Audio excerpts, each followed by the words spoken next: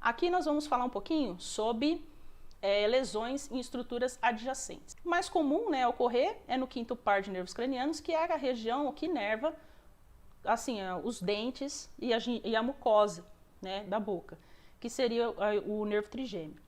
Tá? Então ela inerva pele, mucosa e dentes. Uma vez seccionado, quanto mais próximos estiverem os cotos, mais fácil o retorno sensorial. A gente chegou a fazer uma aula só de parestesia. Essa aula falou justamente sobre isso, né? Quanto mais próximos estiver os cotos, mais fácil eles começarem a se comunicar e formarem como se fosse uma cicatrização ali na região e começar a voltar aos impulsos nervosos, tá?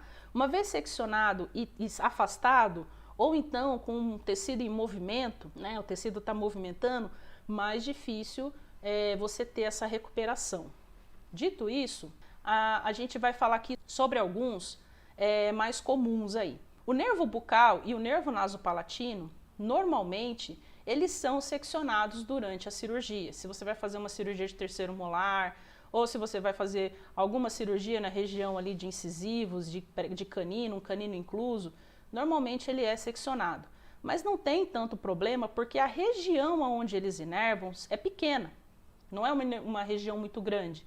Então a sensação de anestesia do paciente é muito pequena ou quase nula, porque você tem outras regiões, outros nervos, outras regiões que vão inervar aquela região também. Então, são nervos que normalmente são seccionados, mas que se recuperam, tá? São os que mais são fáceis de se recuperar. Normalmente o nasopalatino passa aqui por trás, né? É no céu da boca. E o bucal, você vai encontrar ele próximo da distal ali do segundo molar. Ele passa mais ou menos aqui, ó, onde eu tô passando a setinha. Tá? Mais ou menos aqui nessa região por fora, e ele vai irrigar toda a vestibular, toda a mucosa vestibular. No nervo mental, a coisa fica um pouco mais séria. No nervo mental, a coisa fica um pouquinho mais.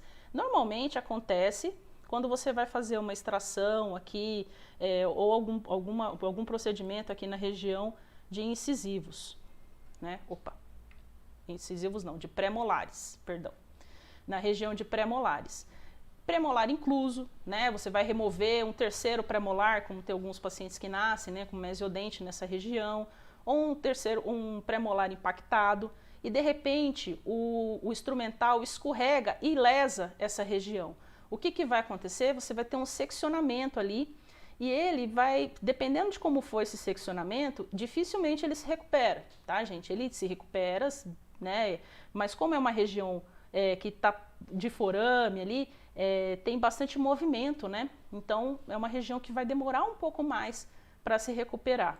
O nervo lingual, ele é complicado. O nervo lingual está aparecendo aqui na setinha, e ele vai por trás do ramo da mandíbula. Ele passa aqui por trás, né? O nervo alveolar inferior, ele entra aqui no forame da mandíbula e ele vai fazer o caminho dele por dentro do osso. Digamos, então, que ele tem um conduíte dentro do osso por onde ele passa. Ele tem um caminho. O nervo lingual não, ele passa atrás, na região posterior aqui, né? E o que acontece? Por passar por essa região, quando ele é seccionado, acontece um grande problema. Esse é um tecido que ele tem muito movimento, a gente tem a língua ali, né? Então, quando ele é seccionado de forma um pouco mais grave, né, um pouco mais robusta, dificilmente ele volta. Ou a pessoa vai ter uma volta parcial. Tá? Desses daí, o nervo lingual é o mais bandido.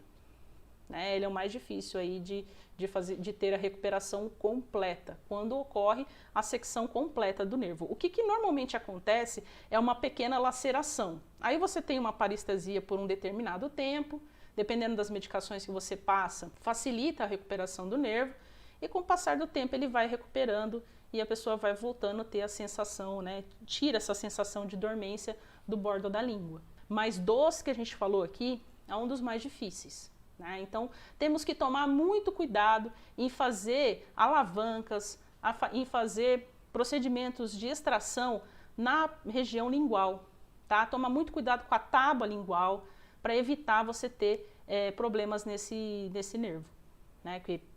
Ter parestesia nessa região. O nervo alveolar inferior, né, normalmente a parestesia, onde a pessoa sente mais a parestesia, é na região do lábio aqui, né? Ele também inerva os dentes posteriores. Então o que acontece? Quando a pessoa tem, por algum motivo, às vezes você vai fazer uma extração de terceiro molar e a raiz do dente está abraçada assim no nervo, né? Mesmo você fazendo odontodissecção, às vezes dá uma encostadinha, dá uma cutucada ali, lacera um pouquinho, né? E aí ele já dá uma estranhada, você já sente uma sensação de formigamento no lábio que demora a passar. Esse nervo, apesar dele ser assim um nervo que nos procedimentos de extração de terceiros molares acontece bastante, né? Você dá uma cutucadinha nele ali, pode acontecer. Ele tem uma forma de se recuperar muito melhor, ele normalmente se recupera mais fácil. Por quê? Gente, ele está dentro de um conduíte, né? Eu sempre brinco que ele está dentro de um conduíte. Então, o caminho, ele sabe mais ou menos a limitação do caminho para encontrar os cotos. Então, a chance dele se recuperar é muito maior, até porque o próprio osso causa ali uma imobilização, né?